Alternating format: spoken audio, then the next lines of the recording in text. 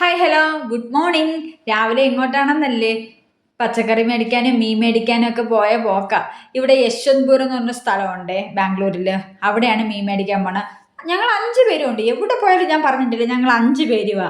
അങ്ങനെ ഞങ്ങൾ അവിടെ പോയി. മലയാളികളാണ് കൂടുതൽ ഇവിടെ ഉള്ളത് കേട്ടോ. നമ്മുടെ ഈ ഏരിയയിലുള്ള എല്ലാ ചുറ്റുപാടുള്ള എല്ലാ മലയാളികളും ഇവിടെയാണ് മീൻ വാങ്ങാൻ വരുന്നത്. ഈ എല്ലാ ജില്ലയിലുള്ള മീനും ഇവിടെ കിട്ടും. അതാണ് ഒരു സംഭവം എന്ന് പറയുന്നത്.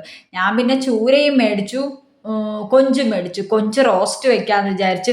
ചൂര ഞാൻ നാട്ടിൽ നിന്ന് കപ്പയൊക്കെ കൊണ്ടുവന്നിട്ടുണ്ടായിരുന്നു.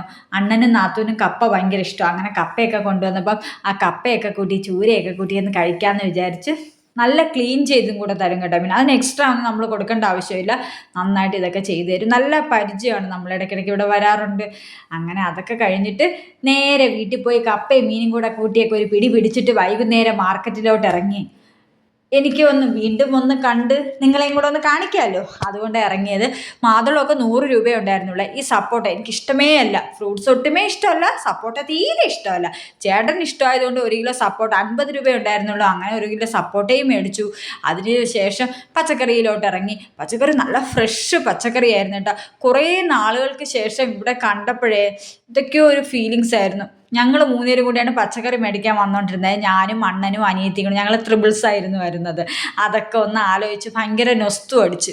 അങ്ങനെ പച്ചക്കറികളൊക്കെ എനിക്ക് കാണാൻ വേണ്ടിയാണ് വീണ്ടും ഒന്നും കൂടെ വന്നത്. എനിക്കെല്ലാം ഒന്ന് കാണണമെന്ന് പറഞ്ഞു. അങ്ങനെ പച്ചക്കറിയൊക്കെ അത്യാവശ്യം വാങ്ങിച്ചിട്ട് നല്ല വില കുറവുണ്ടായിരുന്നു. അപ്പം ഇത് പച്ച ഗ്രീൻ പീസ് ആയിരുന്നു. അതൊക്കെ മേടിച്ച് എല്ലാം കഴിഞ്ഞ് ചോളമൊക്കെ വേണമായിരുന്നു. അങ്ങനെ ചോളമൊക്കെ വാങ്ങിച്ചിട്ട് തിരിച്ചു പോന്നു. അപ്പോൾ ഇത്രയേ ഉള്ളൂ. Okay, bye, കാണാമേ.